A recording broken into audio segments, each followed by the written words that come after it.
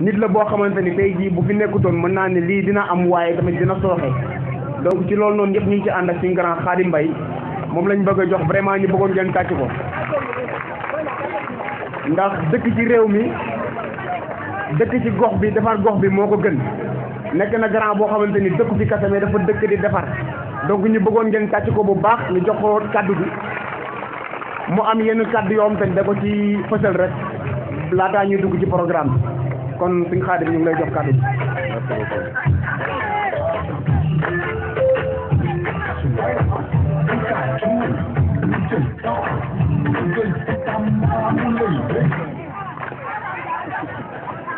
Wa salaamaaleykum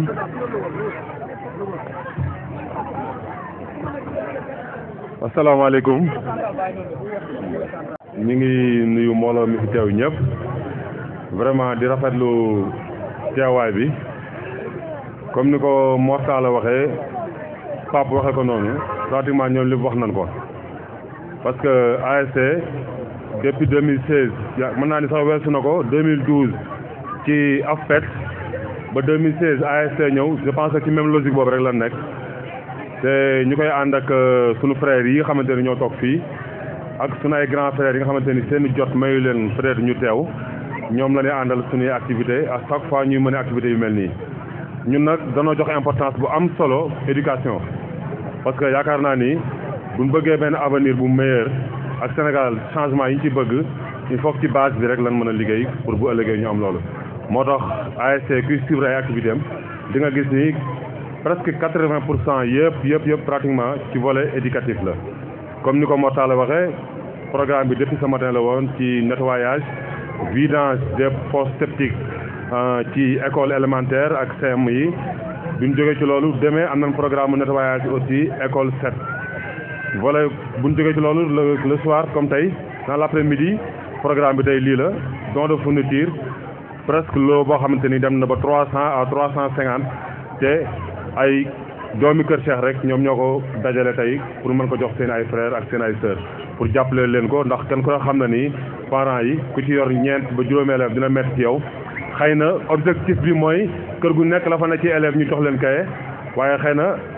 daanu dajul suuf yéene yi mat na loolu mais au minimum kër gu nekk bu ñu fa amee benn wala ñaar ñu jàppale ko parents yi ci jënd fourniture yi loolu rek moo waral suñu teewaay fii tey encore une fois ñu ngi leen di remercier sunu maman yi nga xamante ni ñëw nañ teew nañ fi ak ñi nga xamante ni sunu ay frères lan su ma limee Pathé Fall rek day yóbbaale ñëpp Cheikh Balla bëggoon na ñëw mais dafa am réunion à Touba Naar Diène la même chose Ibra Ndiaye ñooy ñi nga xamante ni ñoo ñuy dooleel bu ndee yëkkati dara ñoom ñoo ci def seen ñàkk di ci sonn ma lay jenn depuis Italie di participer ci lii ak xam-xamam ak lépp kooku tamit ñi ma mun koo fàtte encore une fois pour bañ a guddal daal ñu ngi remercier ñëpp di remercier suñu frères étudiants yi nga xamante ne nii depuis presque 10 jours ñu ngi ci coordination pour réussir lii parce que ñun suñu jot mayuñu ko tey bu fekkoon ñoom nëwuñu fi yaakaar naa ni kon taxawaay bii du am ñun démb rek lañ ñëw fekk ñoom ñu liggéey bu rafet ñu sof ci kon ñoom dañuy ñaan yéen ñëpp ngeen tàccu leen bu baax te ñaanal leen parce que dama koy wax souvent ñun danoo tàmbali dara rek mais ñu mel ni leen soxla à ce que ñun fi nga xam te ni leen sos ba léegi ñoom ñu ñëw teg fa seen tànk bu ko defee xale yi ñuy ñëw ba léegi tamit la même chose lay doon day nekk benn continuité du arrêté mukk te am nañ ci yaakaar parce que ñi nga xam te ne ñu ngi suñu ginnaaw ñoo ñu may doole muy suñu frères étudiants yi kon nag ngeen tàccule leen bu baax encore une fois gars yi mérite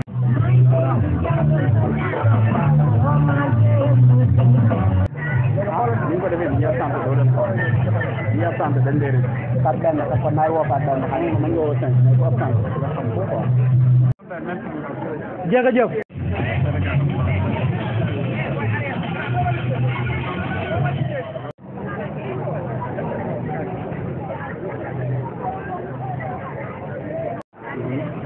ñu ngi leen di ginnaaw bi ñu leen nuyoo di leen ziar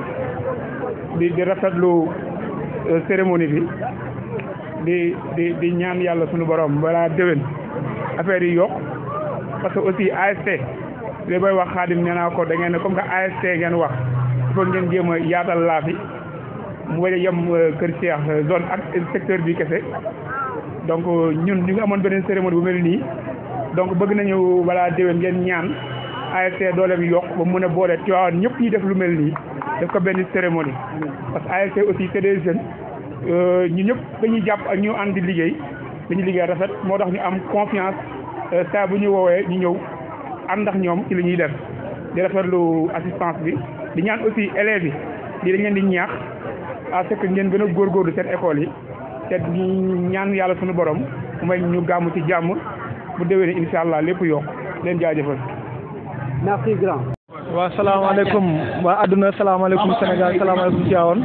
kon xam naa comme ni ñu ko gisee ñu ngi fii ci kër Cheikh Awa Balla waa mouvement ASC bu association pour servir Tivaouane ñoom ñoo woote woon comme ni ñu ko baaxoon defee at mu nekk journée boo xam dañ ci distribuer ay fournitures scolaires pour élèves yi nga xam ni dañoo dëkk ci gox bi te seen i waajur seen i loxo jotal seen ginnaaw bu dajale leen di leen jox ay fournitures scolaires yi nga xam ne mën nañ cee jàng ba at bi jeex comme ni ñu koy baaxoon defee ASC mouvement la boo xam ni ajowul ci benn parti politique Kër Cheikh la juddoo waaye Tivaouane yëpp ñoo ko bokk tey bi ñu xëyee dem nañ ci ñaari école primaire yi nekk ci quartier bi dem CEM bu bees bi nga xam ne moo nekk Goumboul vidé foos yi bale ko defar ko ba mu rafet ngoon gi ñu ñëw fii fas yéene séddale lu tolloog 350 lots fourniture scolaire ci élèves yi nga xam ni CI ba terminal élèves yi nga xam ni seen i parents xëy na amuñu seen loxo jotul seen ginnaaw bañ mën a jënd seen fourniture scolaire yi xëy na kàddu boobu laa ne woon naa ko ci dolli sama tur Abdou Aziz Sey la nekk membre fondateur bu ASC bu ko defee ñu ngi jaajëfal waa kaddu askan wi ñoom vraiment ñëpp xam nañ leen seen taxawaay ci Tivaouane ak ñi nga xam noonu la ñu jàppee ci combat citoyen yi ñu ngi leen jaajëfal bu baax a baax baax à travers sama tur ñuy wax ci turu le coordinateur de l'ASC Cheikhouna Mbaye Khadim ñu ngi leen jaajëfal leen ñëpp jaa ngeen jëf.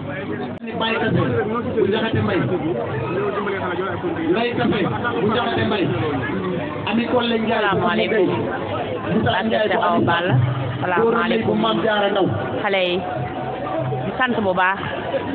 di wax ne Khadim kontaan nañ lii mu liggéey lu rëy la kër Cheikh Awa Balla Khadim daal kenn mënu koo fay kontaan ci xale yi lañ def ndax xale yi li ñu def nii lu rëy la ci ñoo ngi kontaan bu baax di sant yàlla nag ndax xale yi koñ bi lañ ñu baax la ñu jur leen ñuy def lu baax lii tubaarkàlla macha allah suñu xol sedd ci bu baax a baax. xanaa kontaan rek ci yàlla li ñu def lu rafet la di yàlla ca kaw ca kanam di leen ñaanal yàlla rek buñ bëgg a àgg ñoo ko xam yàlla suñu borom àggale Khadim nag gisewul lii Khadim day social Khadim li muy def tubaarkàlla ñun xam nañ ci dara day fekk ku feebar mu faj lii muy def nii bëgg-bëggam la man dama ciy ànd ak moom ndax man ci social laay dox tubaarkàlla kontaan nañ bu baax a baax a baax li daal nañuy ñaan yàlla rek yàlla na ko suñu borom yokk barke Seydina Muhammad ci barke weer wi kontaan nañ bu baax jërëjëf. encore une fois tam di remercier bu baax a baax madame Seck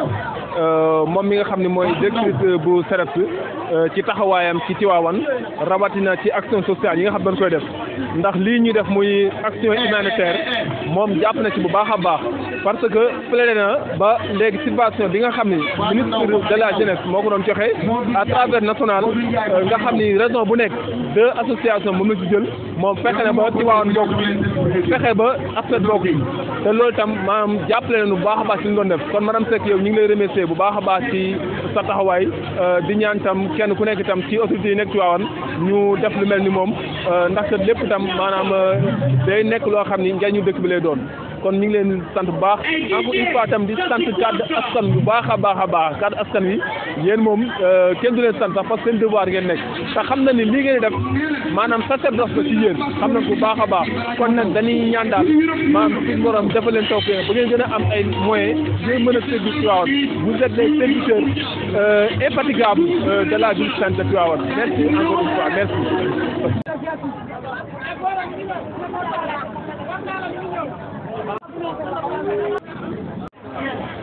waaw asalaamaaleykum ñu ngi leen di nuyu ñëpp ñi nga xamante ne ñu ngi ñuy suivre à travers Kaddu Askan Wi TV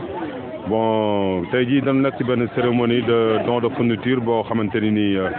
ASC moo koy taxawal Alliance pour servir Tivaouane fii ci quartier Kër Cheikh Awa Balla bon cette année-ci nag ñoo am ci ay partenaires yoo xamante ni vraiment dañu ci jàppale mu nekk nii muy fondation Yasoda Masoda ni fondation boo xamante ni nii dafa yàgg di liggéey ci tout ce qui est social ak humanitaire tey mu ñëw vraiment dooleel ñu ban mën a couvrir tey lu bare ci ay gone yoo xamante ni jox nañ leen ay fourniture tey bu nu amee tey plus de 350 xale yoo xamante ni nii mën nañ leen jox ay fourniture tey grâce ak appui bi nga xamante ni nii fondation bi defal nañu ko. bon fondation bi nag dafa nekk fondation boo xamante ni nii ñu ngi ko tuddee Masoda di waajur ci koñ bi pratiquement ñëpp xamoon ko fii nii yàlla dogal mu làqu yéen joo xamante ne amoon na ko ci nit ñi moo tax ñu taxawal fondation bi ñu ko taxawalee nag vraiment ñuy def ay action sociale yoo xamante ne nii yoo am solo la ci dimbale surtout xale yi ñi nga xamante ni seen doole demewul noonu. bon fondation bi je pense que ci loolu lay œuvrer kon vraiment ñu ngi remercier encore une fois fondation bi ak ñi ko taxawal ak membres yi ci nekk yëpp à travers Mambois waa ASC ñu ngi leen di remercier bu baax ci taxawaay bi ngeen taxawal ci jàppale nu ci réussite journée bii nii xam naa ni damay bàyyi Mass Dieng rek bu amee loo xam te dina ko ci ajouté en tant que membre ASC en tant que membre AFPET bu amee lu mu ajouté ci fondation bi ak appui bi nga xam te ne def na ko ci bis bi bon mu dolli ko ci en tout cas encore une fois ñu ngi remercier bu baax fondation Masoda merci beaucoup. léegi boo leen ziar bu baax a baax ni ko sëñ Khadim Mbaye waxee rek moom mi nga xam ne moo nekk coordinateur ASC en même temps mu nekk membre fondateur ci fondation Yasoda en plus mu nekkaat le président de l'AFPET l'Alliance des forces patriotiques pour l'émergence de Tivaouane kon bu ngeen gisee nii rek nga xam ni ay actions humanitaires yoo xam ni dañ koy def at bu jot depuis 2012 ñu ngi doon œuvrer ànd ak waa AFPET ba 2016 ASC daal di juddu ñu nekk ci loolu ba ci 2021 bi itam fondation Yasoda ñëw ñu ànd ak moom kon xam na ni tey jii journée humanitaire bi ñu doon def ñu ngi ko doon def ASC AFPET ak fondation Yasoda Yasoda nag xëy na am na ñoo xam ne ñi nekk ci koñ bi xam nañ ko dafa nekkoon benn soxna soo xam ni maanaam bu nekkoon ci koñ bi mu baaxoon lool amoon yéene lool ci njaboot bi rawatina ci ñëpp yàlla def nag moom maanaam mu jiitu ji tout tànk yi fi bàyyi